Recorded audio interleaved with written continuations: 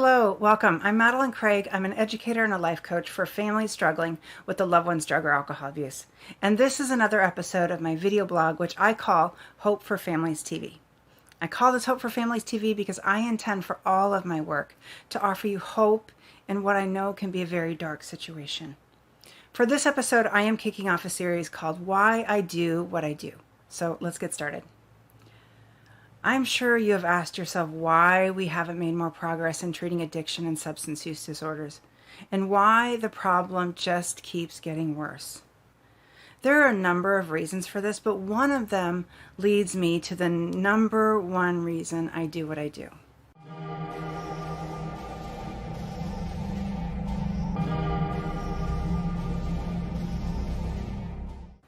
I do what I do because I don't think we're ever going to effectively resolve the addiction crisis if we don't make family support and whole family healing an essential part of the solution.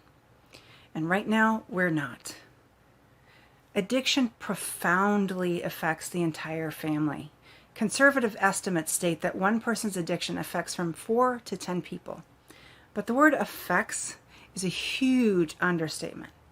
A loved one's addiction is a deeply traumatic experience, whether you are a partner, a parent, a sibling, or a child, and especially if you are a child, because as a child, you have nowhere to go. Family members, in trying to cope with the trauma of a loved one's substance abuse, often end up with soul-sucking codependent behaviors, people-pleasing to your own detriment, perfectionism wherein you never feel like anything you do is good enough, and workaholism that deprives you of deep, meaningful relationships because you're never available. Children especially are prone to developing addictions or mental disorders of their own in this environment. And these coping behaviors aren't just damaging to family members. They exacerbate both the addiction and the dysfunctional family dynamics that addiction engenders. It all becomes a vicious cycle. These dysfunctional relationship dynamics are not the only driver of addiction by any stretch of the imagination, but they are one of the main ones that family members can directly address.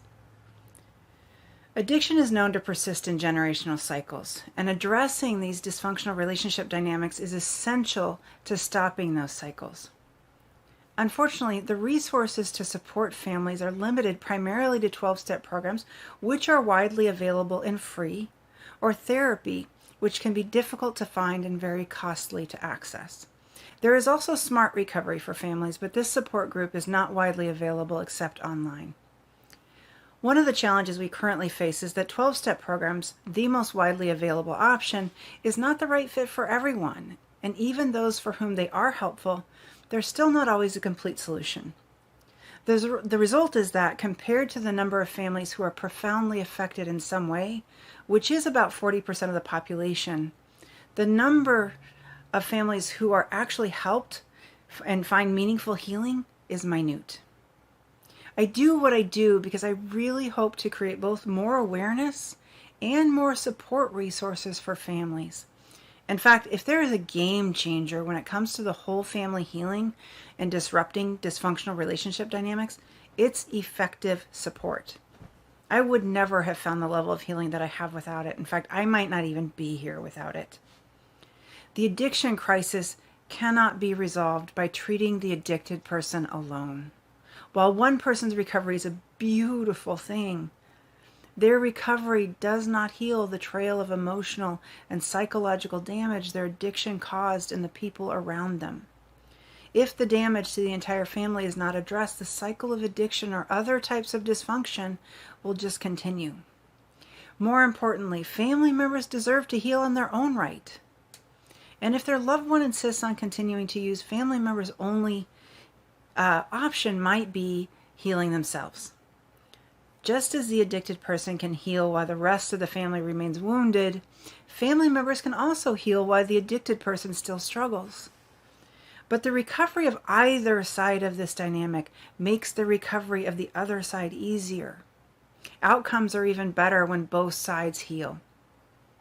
Both addiction and the family dysfunction that addiction engenders propel the cycle of addiction and other types of dysfunction. I know a little something about this. My great-grandfather died of cirrhosis of the liver. His child, who was my grandfather, did not have an addiction, but he was an extreme codependent people pleaser who ended up marrying a woman who was a narcissist. This is often a common pairing. She also had no substance abuse issues. But 5 of their 6 kids became either addicted or had other mental illnesses, personality disorders, or all 3. And I can't definitively say that the 6th came out okay. I just don't know that sibling well enough to be able to say anything about it. I do this work so we can hopefully stop those cycles. I also think it's going to be family members like me who are angry that there are not better solutions to the problem that are going to lead the charge in demanding change. Family members who know there is a long list of practices that we know improve outcomes that are not being implemented consistently. It's going to be family members who demand better.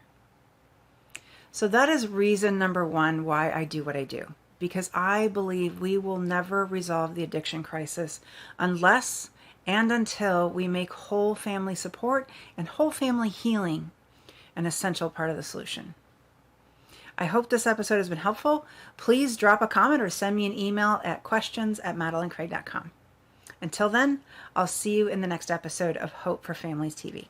Thanks for watching.